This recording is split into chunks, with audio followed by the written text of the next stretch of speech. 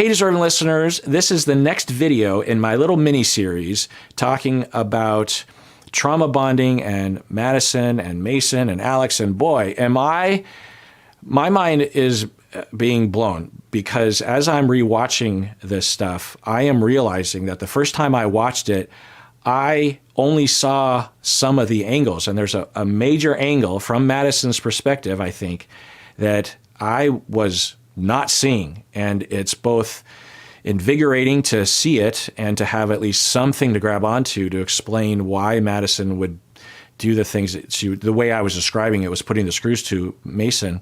And I think I'm seeing possibly why that would be.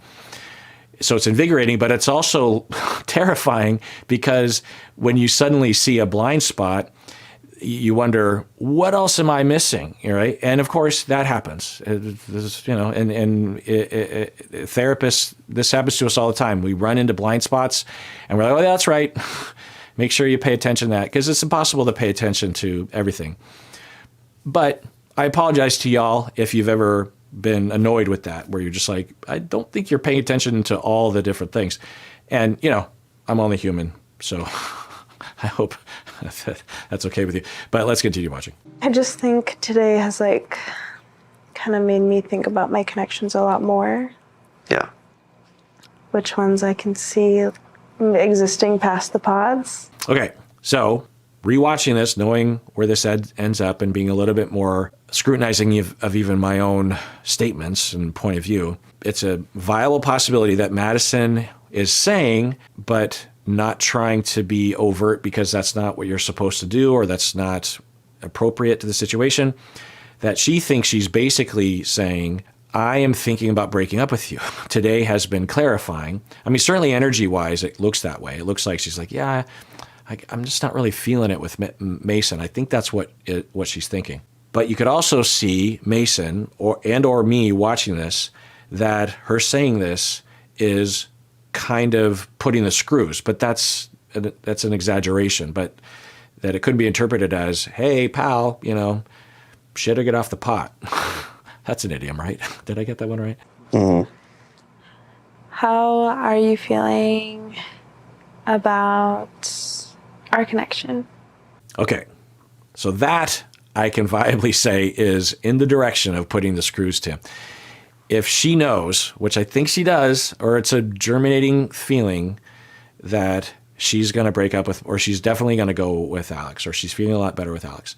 For her to ask that question in this situation, is that a little unfair? Especially if he already has basically said that he's really into her and has really downplayed. She said, I have a really strong connection in addition to you. He has said nothing of the sort. He has explicitly said all the other dates he's had today have been insignificant compared to this. So for her to say that, the only viable way for that to be okay in my mind is if she is still very much on the fence. And we could see that, we could see someone that's like, yeah, I just don't even know. And how does he feel about me? And so there's some fairness in that confusion, but it's also possible that she definitely knows he's number two. So here's interesting, is that early on in this date, so I think that this is a possibility. I can't know, but the early on in this date, given what I was saying earlier in terms of Meg comes out of the pods and is all elated, she comes in and he mentions nothing about Meg, really downplays Meg. And either she's sticking up for Meg or she's sticking up for herself, as she said earlier, like, I don't put up with bullshit. And she, in that moment, concludes pretty strongly that he's a bullshitter. He's bullshitting someone. And she's a little bit angry at that, which is understandable if you concluded that. I think if he were to be honest, he would say, no, Meg is definitely a number two. If not, it's possible I actually am having a hard time. It kind of looks like Madison is his number one. But he might say, no, Meg is definitely a number two. And I'm not at the point of knowing what to say, although he kind of seems like he's gearing up for committing to Madison if Madison would have him. It kind of looks that way, but he's just kind of reserved in the way he talks about it. But at the very least, it's possible that he is misrepresenting that Meg is like nothing to him when she's definitely in the running, you know? And he's only doing that because he just doesn't want to get into it, or he's being reserved, or he wants to downplay it because he doesn't want to lose Madison, which he kind of referred to later while they were talking about it. Yeah. So is that manipulative? Is that lying? Or is that him just being careful? Given what we've seen from Mason, I would guess that it's so subtle, right? It's him being careful. But could Madison, particularly given her history and the way that she sees things like this, is it understandable that she would see it as him being a complete bullshitter? I guess. It's interesting. That all can be true.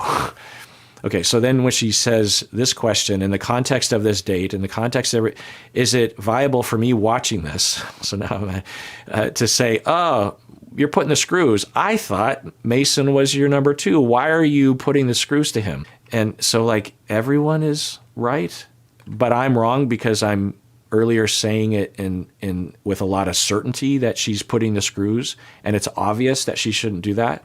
When rewatching it, it's less obvious to me. I am feeling very, very good about our connection. I'm feeling very strong. Yeah, this is what I remember. That she, so in one way, you could say that when she asked that question, how do you feel about our connection? She's eliciting and she's almost demanding, not like explicit, but there's a command there on some level, not a controlling one, but like step up to the plate. He steps up to the plate and then she says, mm-hmm. And so I think, given her demeanor, because her demeanor with Alex is very different. She's pacing and smiling and, oh my God, this feels so good, you know, the way you feel. None of that. If anything, she looks pissed off, right? And she can be empathetic. And so when he was talking about being dumped all the time, people leaving him, I think she interpreted that as, well, I think because you're either confusing or you're a bullshitter. Because the way you're talking now, could she be misinterpreting the scenario because it's the pods, and so he thinks he's not supposed to talk about, and right, because like they on the guy's side, they're not talking about that, so maybe he thinks it's also a rule that you're not supposed to talk about your other connections explicitly. When you're dating, you're supposed to just date and see how things go, and then when comes time to make a decision, then you make the decision. But he could have easily just said, well, I have another connection as well. But, to tell you the truth, I'm leaning in the direction of you. I don't know, like he could have said that, but he didn't. So it's either avoiding, or is that some indication? Is that enough reason for her to get wary? Yeah. But pissed? I don't think so, because of what I've been saying. But if she's going down that road and then she's hearing more of this and she's like, I don't think you're being honest. You're not being honest. Maybe the pod scenario of navigating that and how weird it is in the pods to have a situation like that is triggering for her, given her history, right? And it's understandable. Like anyone in her shoes would be a little miffed, like, wait, what? But not as miffed. As she's putting the screws to him, what she actually is doing, I think, is that she is trying to get information, maybe to help Meg, but I don't think so. I think that's a common way of seeing it, as like solidarity or something. But I think the way that she is, because she hasn't told Meg that she even has a connection with him. Anyway, I think she might be thinking, well, if he's going to hang himself out to dry, I'm going to make sure. And I'm also not going to hold back. He can answer this question however he wants to. And if he wants to show his true colors, then he's going to. So I think that's, so originally the way this looked was this really passive, callous, heartless way of putting the screws to him and drawing him out. But he was already basically saying it. And then, so it's a lot different watching it a second time. It's interesting. I honestly don't think there's anyone here who makes me feel the way that you make me feel.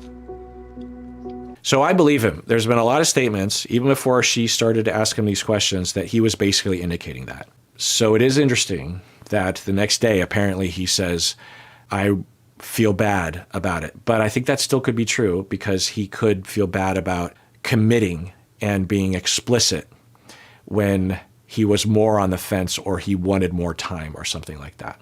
Really? Yeah. What does that mean? I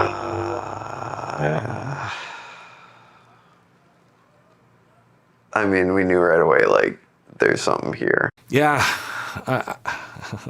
I can see myself interpreting this as her putting the screws in a very cold manner.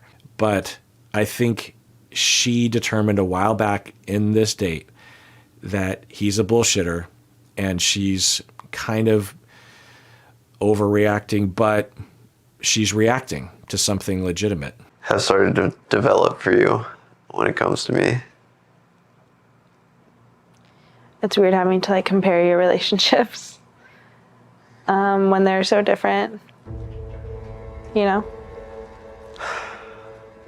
I do know. I actually know what you're talking about.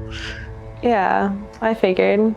Right. So that seems to indicate that prior to this moment, he had not told her that he did have another connection. So that could be another compounding factor that we haven't absorbed because they haven't shown us all this information. Plus, it would be the absence of something rather than the presence of it.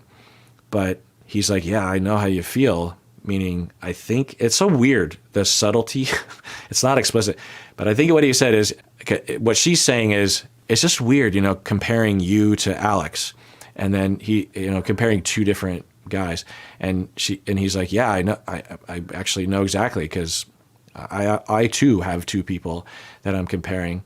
And then she said, yeah, I figured. So that seems to indicate that he has not said anything along those lines. Now, from his perspective, he could be thinking, well, one, Madison is definitely my number one, so I don't want to jeopardize that. But also, it's just a little unbecoming, or it's not, we agreed in the guy side that we're not going to talk about that. We're just going to date. And or he struggles with dating too. Some people have a really hard time with that. And it's not a common, some people have a really hard time with casual dating and they bump up against other casual daters.